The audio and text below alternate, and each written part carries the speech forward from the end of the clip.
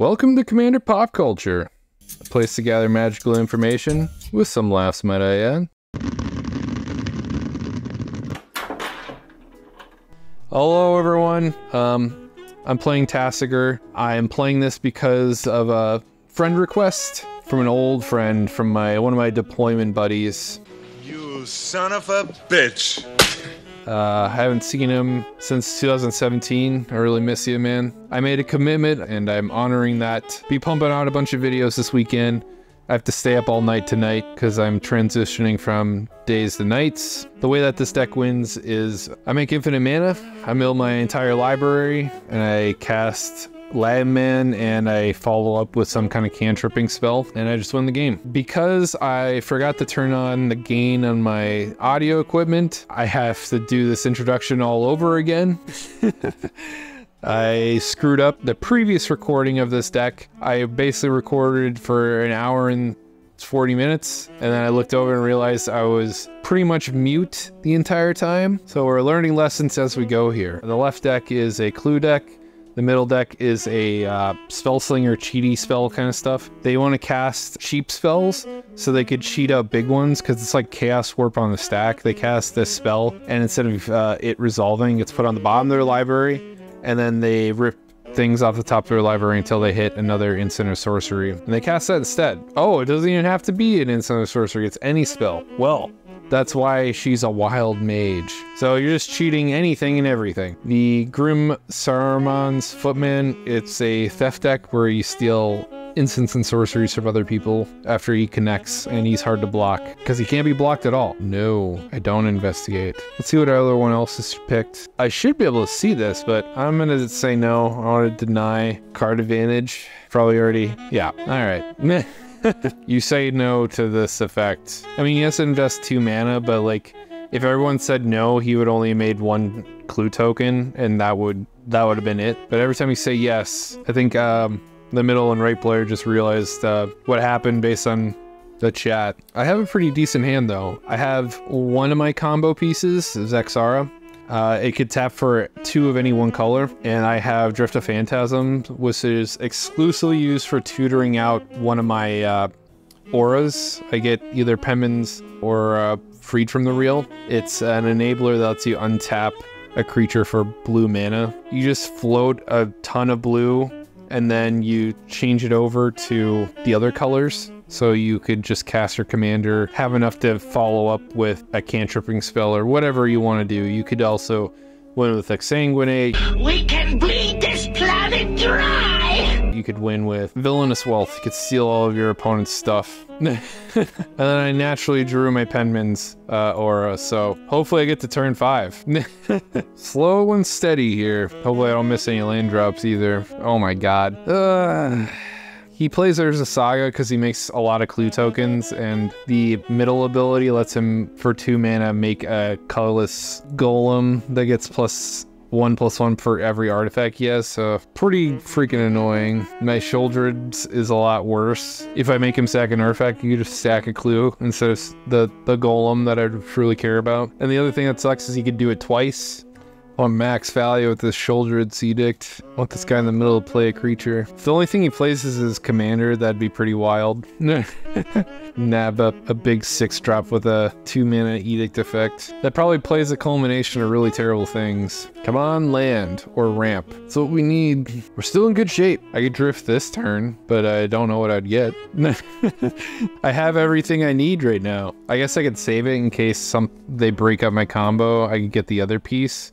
Since that's what it's normally exclusively used for, we'll leave it just in case I get thwarted, and then I could still have my Shoulders Edict up. Gotta dedicate this thing. I can't be going for value. It's a fragile combo, like, it could be broken up.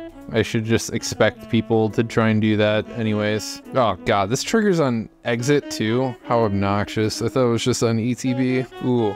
It would be awesome if he used all of his clue tokens and then was vulnerable to my token portion of the Shoulders Edict, but that's probably not going to happen. That's a dream. My opponents would, if I do get to get this off with a hitch if like I'm able to enchant my guy. The best thing for them to do is interact with me before I enchant my creature, because at that point I could respond to removal 2 times. So they take away opportunity if they interact with me before then.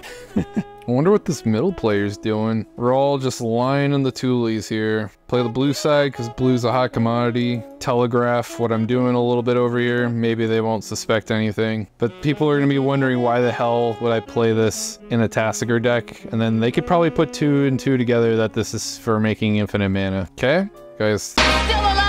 Gets this 5/5, gets to make another one on his turn, and then they become 7/7s because he tutors for a 1 or less drop of an artifact. Probably gonna be like a Soul Ring or something better. He's responding to the ability on the stack because once he draws this card, he has to sack this land. There was a time when people didn't understand that the abilities on Urza Saga don't go away, that it carries over into each chapter.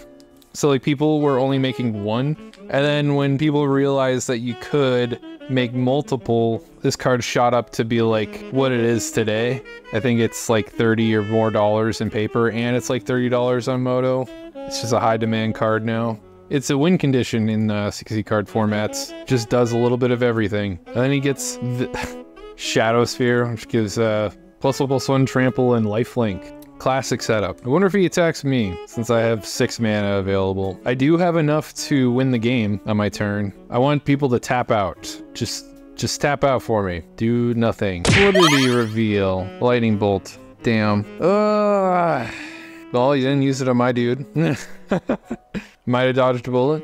Who knows? I doubt. If he's playing things like Lightning Bolt, I feel like it's a really long shot that I'll get this Penman's aura off. But I'm still gonna go for it. I guess I could bait out some more spells. I don't feel safe. There's multiple blue players here. Maybe if the middle player taps out here, I might go for it. Make your Drake. This thing is a 2/7? Holy god, it's a big body. Can cast a Deflecting Swat. He's got his commander in play now. I have a 0/3. Playing Victory Chimes. That's interesting. Alright, I think it's worth trying. The right player may have 2 mana, but he's only got... Oh, he's got 3 mana, but he's only got 2 cards in hand. The middle player's tapped down. The left player, they have the greatest likelihood of interacting with me. Although, they let this thing stick around. Maybe I don't have to worry about it. My Shoulder's Edict is useless, so I'll just give that up. It's just not as good as I'd like, and it might not even matter. Okay, Howling Crab's taking off. See if I could do it. They have it, they have it. I feel like I would have been kicking myself all game long if I didn't at least try, so we're gonna go balls to the wall. We're gonna try and make it happen. Casting Gut Shot for free, trying to hit a removal spell. It's random, so we don't know.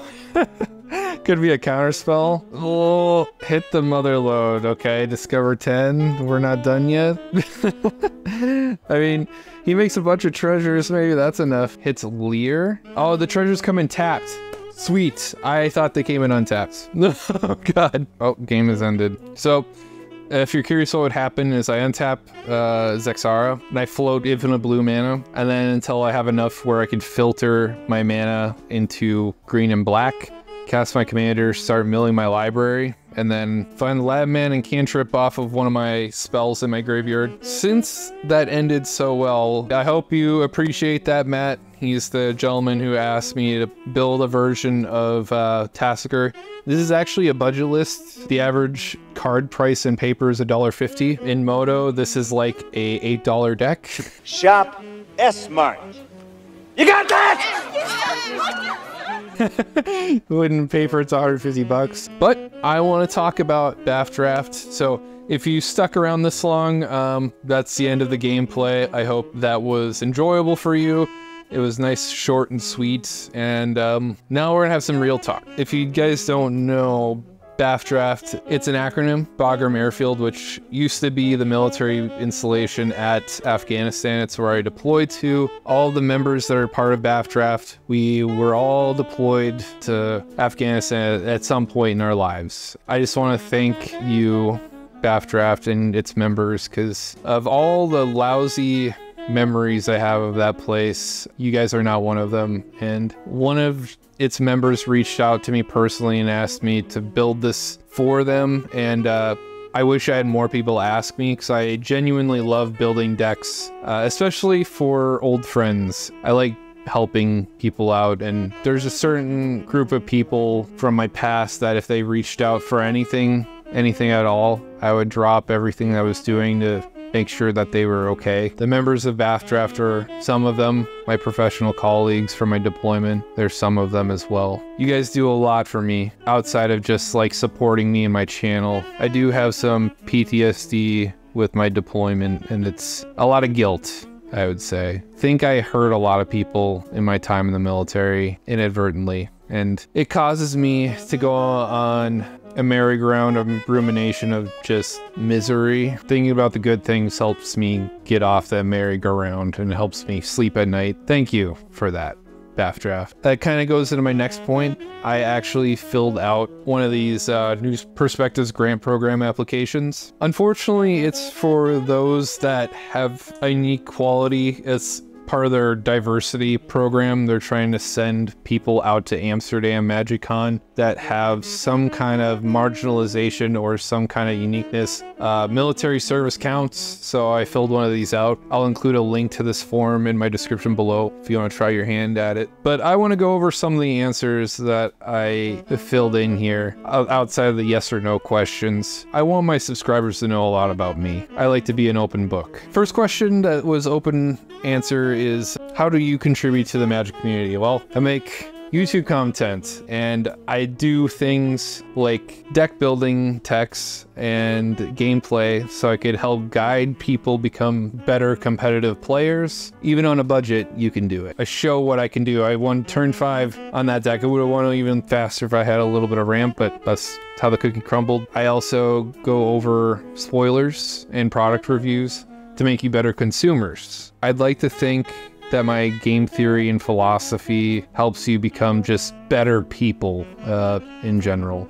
Managing emotions in particular. I got a lot of them, and I don't think people really see that because of how I carry myself on the channel. And it's just naturally who I am all the time. How does Magic the Gathering play a role in my life? I kind of use it as an escape.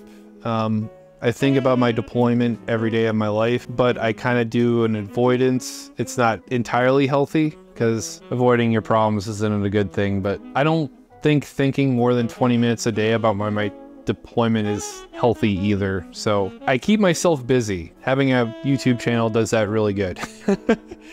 If you add up the time, 20 minutes a day, 365 days a year, that's 730 minutes a year that I think about my deployment. They're not good thoughts. Anger and guilt kind of memories associated with those. And then at some point I have to get off the train and I have to come to terms with it. So that's all I allow myself to. And time still heals those wounds. The reason why I have guilt with my deployment is I was a cog in the machine of war. Collectively, I don't feel good about hurting people and killing people. I was a medic, and I was, originally went out there trying to save people, and then I got a patient that had a gunshot wound. I fixed them up, was taking care of him, and then he was healing really nicely. And one day I asked him, what's the first thing you're gonna do when you get out of here? And he goes, kill more Taliban. And I was like, oh, okay. I thought he would be done after getting shot, and he had more going on with him. He was actually missing his arm from the mid forearm, and it was completely healed over. So he had been fighting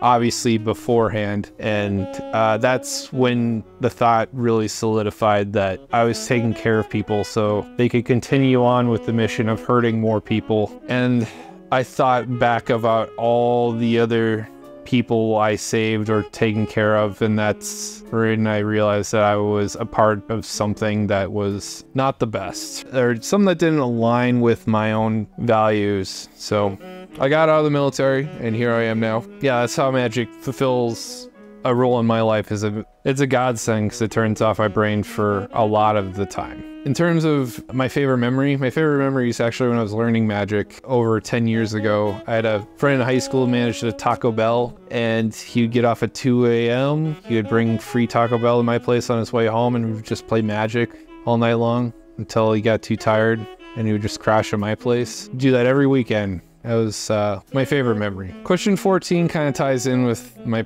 first answer, so we're gonna move on. What character inspires me the most? Why do they inspire me? Ajani is my answer to that question. I just found that he was a very relatable character to me in my life, and his character progression has a lot of parallels to mine. He was a cleric, I was a medic. Now I'm a registered nurse, by the way. He wasn't socially accepted by his tribe. I was not a very popular guy at high school. I was in that era of time when liking Star Wars and playing Magic was something worth being bullied over and getting your ass kicked. I didn't really fit in a whole lot of anywhere. Johnny was the glue in the Gatewatch, held a lot of its members together. I do that professionally. I'm the glue that makes people get along very well. My deployment, going back to that, is people start to hate each other after a couple of weeks. It's just a giant melting pot where you take people from all over the country and you jam them in a tight space for 7 months, where you have to see them every day for 13 hours a day.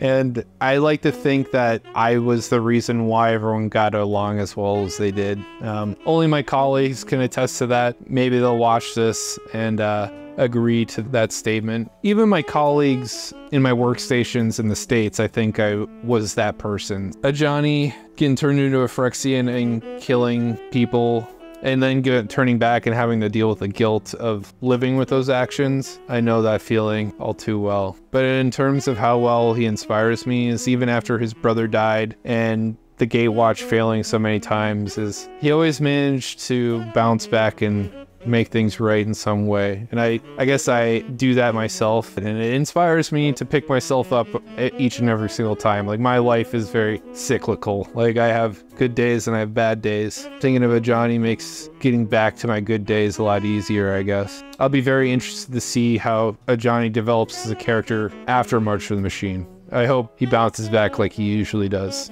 Greatest challenge in being part of the Magic community. My challenge was actually something I feel like I conquered. It's a lesson in patience, and that's a life lesson. It's that people learn the game at different speeds, and that's in life in general. It's made me a very patient individual and very tolerant of people. It's made me very patient and tolerant of people who would normally not accept me. I've been called a murderer before, and it doesn't feel good, and it kind of tore me apart the first time it happened, but now I don't think it would so much anymore. I've kind of accepted that maybe I am. I can't live my life being sorry all the time. I can only say sorry so many times, and I have to live my life eventually, and that's, I guess, accepting it in a weird way. I think I paid my penance. If I got to go to Amsterdam, what would be something I look forward to? It's just learning the culture. I've been all over the world. If I had to go on my deployment, I would do it again. I think living a life of being oblivious, not knowing, is, I guess, worse. I value the knowledge I gained from my deployment. The darker parts of the world and society, I'd rather know than not know. It's changed me in, I think, good ways, and I wouldn't be where I am today without it. Every time I get to get out of my comfort zone, I learn something new, and traveling to a new country that I'd never been to before is a good way to learn a culture and be out of my comfort zone. So that's what I would look forward to the most. That's all I really have to talk about. I'll include this new Perspectives Grant program application in my description below, including the deck list. I guess my one request is don't feel sorry for me. I'm a lot better than what I used to be. Maybe that's inspiration for other people, because there's a lot of vets out there who haven't built any repair to their lives, and maybe hearing me break stuff down helps. If you want to reach out to me about it, all I ask is not to get sympathy. My definition of sympathy is when you recommend a professional and that's all you do. That's not good enough in my book.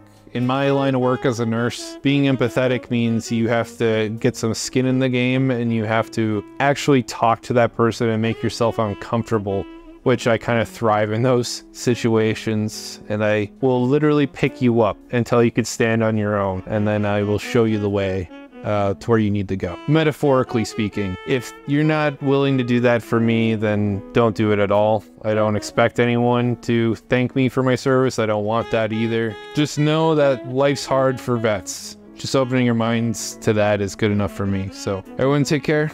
Have a great time. Bye.